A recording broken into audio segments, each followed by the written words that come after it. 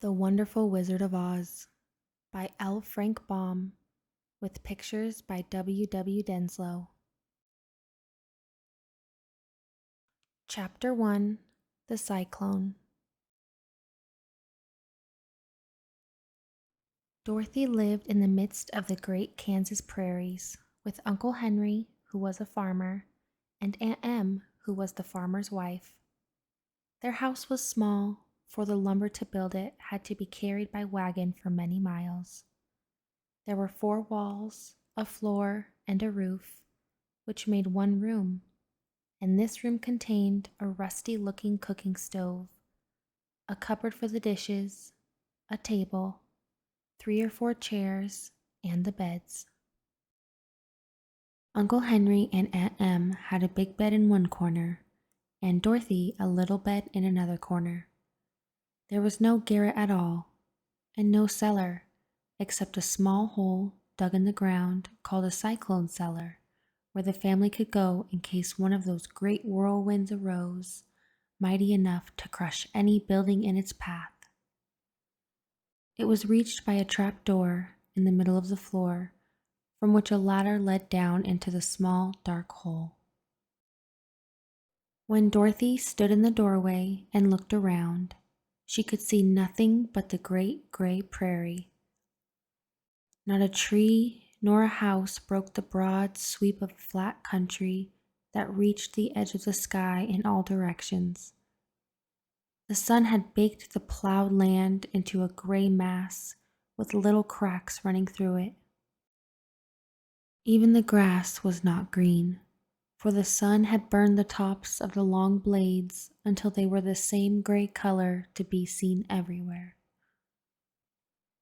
Once the house had been painted, but the sun blistered the paint and the rains washed it away, and now the house was as dull and gray as everything else. When Aunt Em came there to live, she was a young, pretty wife. The sun and wind had changed her too. They had taken the sparkle from her eyes and left them a sober gray. They had taken the red from her cheeks and lips, and they were gray also. She was thin and gaunt and never smiled now. When Dorothy, who was an orphan, first came to her, Aunt Em had been so startled by the child's laughter that she would scream and press her hand upon her heart whenever Dorothy's merry voice reached her ears. And she still looked at that little girl with wonder that she could find anything to laugh at. Uncle Henry never laughed. He worked hard from morning till night and did not know what joy was. He was great also, from his long beard to his rough boots, and he looked stern and solemn and rarely spoke. It was Toto that made Dorothy laugh and saved her from growing as gray as her other surroundings. Toto was not gray. He was a little black dog with long, silky hair and small black eyes that twinkled merrily on either side of his funny wee nose. Toto played all day long, and Dorothy played with him and loved him dearly. Today, however, they were not playing. Uncle Henry sat upon the doorstep and looked anxiously at the sky, which was even grayer than usual. Dorothy stood in the door with Toto in her arms and looked at the sky too. Aunt Em was washing the dishes. From the far north, they heard a low wail on the wind, and Uncle Henry and Dorothy could see where the long grass bowed in waves before the coming storm. There now came a sharp whistling in the air from the south. As they turned their eyes, they saw ripples in the grass coming from that direction also. Suddenly, Uncle Henry stood up. "There's a cyclone coming, Em," he called to his wife. "I'll go look after the stock." Then he ran toward the sheds where the cows and horses were kept. Aunt Em dropped her work and came to the door. One glance told her the danger close at hand, "Quick, Dorothy," she screamed. "Run for the cellar." Toto jumped out of Dorothy's arms and hid under the bed, and the girl started to get him. Aunt Em, badly frightened, threw open the trap door in the floor and climbed down the ladder into the small dark hole. Dorothy caught Toto at last and started to follow her aunt. When she was halfway across the room, there came a great shriek from the wind, and the house shook so hard that she lost her footing and sat down suddenly upon the floor. A strange thing then happened. The house whirled around 2 or 3 times and rose slowly through the air. Dorothy felt as if she were going up in a balloon. The north and south winds met where the house stood and made it the exact center of the cyclone. In the middle of a cyclone, the air is generally still, but the great pressure of the wind on every side of the house raised it up higher and higher until it was at the very top of the cyclone. And there it remained and was carried miles and miles away as easily as you could carry a feather. It was very dark and the wind howled horribly around her, but Dorothy found she was riding quite easily. After the first few whirls around, and one other time when the house tipped badly, she felt as if she were being rocked gently like a baby in a cradle. Toto did not like it. He ran about the room, now here, now there, barking loudly, but Dorothy sat quiet, still on the floor, and waited to see what would happen. Once Toto got too near the open trap door and fell in, and at first the little girl thought she had lost him. But soon she saw one of his ears sticking up through the hole, for the strong pressure of the air was keeping him up so that he could not fall. She crept to the hole, caught Toto by the ear, and dragged him into the room again. Afterward, closing the trap door so that no more accidents could happen. Hour after hour passed, and slowly Dorothy got over her fright. But she felt quite lonely, and the wind shrieked so loudly all about her that she nearly became deaf. At first, she had wondered if she would be dashed to pieces when the house fell again. But as the hours passed and nothing terrible happened, she stopped worrying and resolved to wait calmly and see what the future would bring. At last, she crawled over the swaying floor to her bed and lay down upon it, and Toto followed and lay down beside her. In spite of the swaying of the house and the wailing of the wind, Dorothy soon closed her eyes and fell fast asleep. Chapter 2. The Council with the Munchkins. She was awakened by a shock so sudden and severe that if Dorothy had not been lying on the soft bed, she might have been hurt. As it was, the jar made her catch her breath and wonder what had happened, and Toto put his cold little nose into her face and whined dismally. Dorothy sat up and noticed that the house was not moving, nor was it dark, for the bright sunshine came in at the window, flooding the little room. She sprang from her bed and with Toto at her heels ran and opened the door. The little girl gave a cry of amazement and looked about her, her eyes growing bigger and bigger at the wonderful sights she saw. The cyclone had set the house down very gently, for a cyclone in the midst of a country of marvelous beauty. There were lovely patches of green sward all around, with stately trees bearing rich and luscious fruits.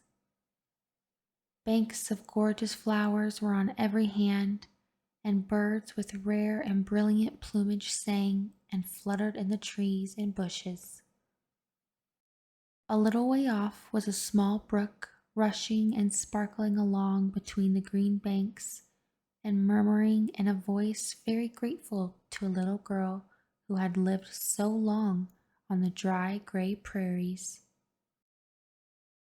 While she stood looking eagerly at the strange and beautiful sights, she noticed coming toward her a group of the strangest people she had ever seen. They were not as big as the grown folk she had always been used to, but neither were they very small. In fact, they seemed about as tall as Dorothy, who was a well-grown child for her age, although they were, so far as looks go, many years older. 3 were men and 1 a woman, and all were oddly dressed. They wore round hats that rose to a small point a foot above their heads, with little bells around the brims that tinkled sweetly as they moved. The hats of the men were blue. The little woman's hat was white, and she wore a white gown that hung in the plaits from her shoulders. Over it were sprinkled little stars that glistened in the sun like diamonds. The men were dressed in blue, as the same shade as their hats, and wore well-polished boots with a deep roll of blue at the tops. The men, Dorothy thought, were about as old as Uncle Henry, for 2 of them had beards. But the little woman was doubtless much older. Her face was covered with wrinkles, her hair was nearly white, and she walked rather stiffly. When these people drew near the house where Dorothy was standing in the doorway, they paused and whispered among themselves, as if afraid to come further. But the little old woman walked up to Dorothy, made a low bow, and said in a sweet voice, "You are welcome, most noble sorceress, to the land of the Munchkins. We are so grateful to you for having killed the wicked witch of the East and for setting our people free from bondage." Dorothy listened to this speech with wonder. What could the little woman possibly mean by calling her a sorceress and saying she had killed the wicked witch of the East? Dorothy was an innocent, harmless little girl who had been carried by a cyclone many miles from home, and she had never killed anything in her life. But the little woman evidently expected her to answer. So Dorothy said with hesitation, "You are very kind, but there must be some mistake. I have not killed anything." "Your house did anyway," replied the little old woman with a laugh. "And that is the same thing, see?" she continued, pointing to the corner of the house. "There are her 2 shoes, still sticking out from under a block of wood." Dorothy looked and gave a little cry of fright. There, indeed, just under the corner of the great beam the house rested on, 2 feet were sticking out, shod in silver shoes with pointed toes.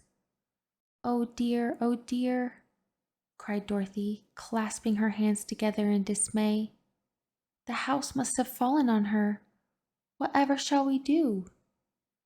"There is nothing to be done," said the little woman calmly. "But who was she?" asked Dorothy. "She was the wicked witch of the East, as I said," answered the little woman. "She has held all the Munchkins in bondage for many years, making them slave for her night and day.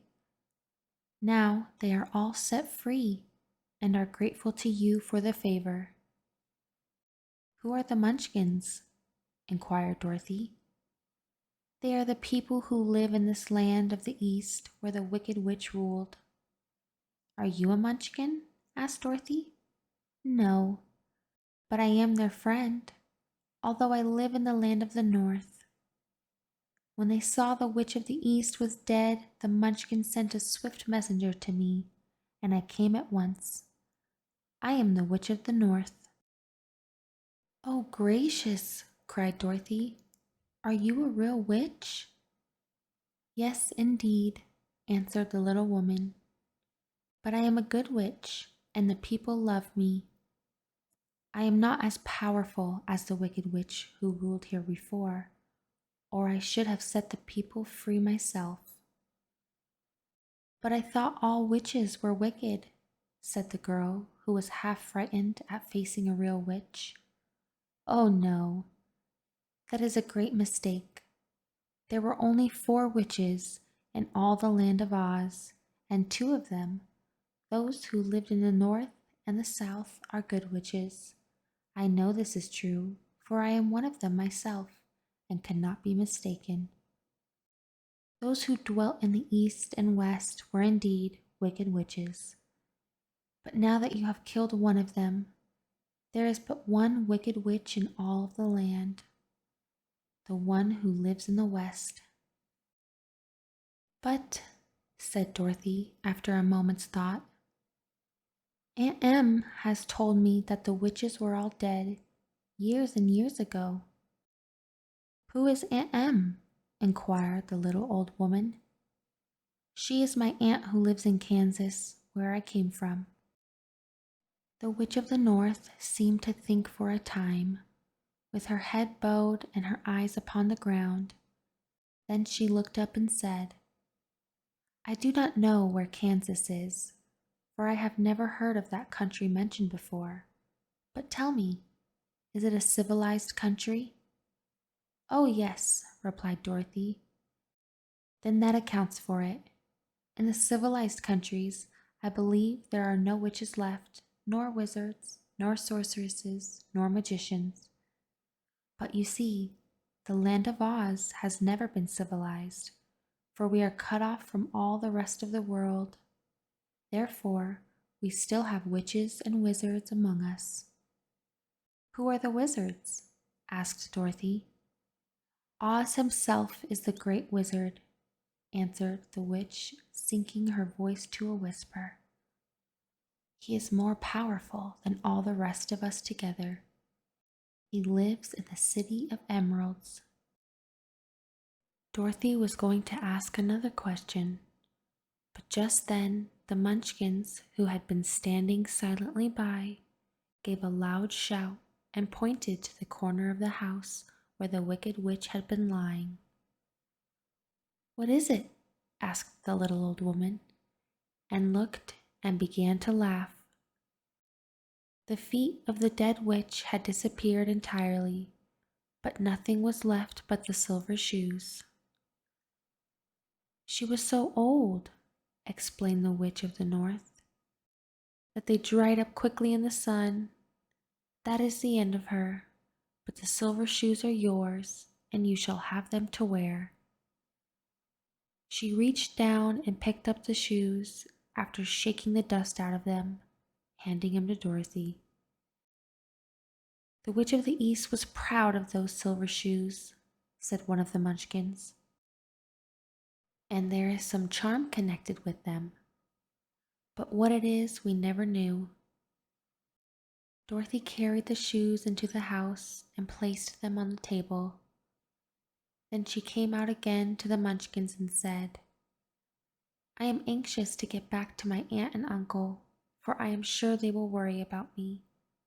Can you help me find my way?" The Munchkins and the witch first looked at one another, and then at Dorothy, and then shook their heads. "At the east, not far from here," said one, "there is a great desert, and none could live to cross it." "It is the same at the south," said another, "for I have been there and seen it. The south is the country of Quadlings." "I am told," said the third man, "that it is the same at the west, and that country where the Winkies live is ruled by the wicked witch of the west, who would make you her slave if you passed her way." "The north is my home," said the old lady, "and at its edge is the same, great desert that surrounds this land of Oz. I'm afraid, my dear, you will have to live with us." Dorothy began to sob at this, for she felt lonely among all these strange people. Her tears seemed to grieve the kind-hearted Munchkins, for they immediately took out their handkerchiefs and began to weep also. As for the little old woman, she took off her cap and balanced the point on the end of her nose while she counted 1, 2, 3 in a solemn voice. At once the cap changed to a slate on which was written in big white chalk marks, "Let Dorothy go to the City of Emeralds." The little old woman took the slate from her nose and, having read the words on it, asked, "Is your name Dorothy, my dear?" "Yes," answered the child, looking up and drying her tears. "Then you must go to the City of Emeralds. Perhaps Oz will help you." "Where is this city?" asked Dorothy. "It is exactly in the center of the country and is ruled by Oz, the great wizard I told you of." "Is he a good man?" inquired the girl anxiously. "He is a good wizard.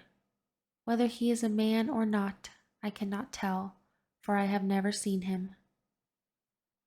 "How can I get there?" asked Dorothy. "You must walk. It is a long journey through a country that is sometimes pleasant and sometimes dark and terrible.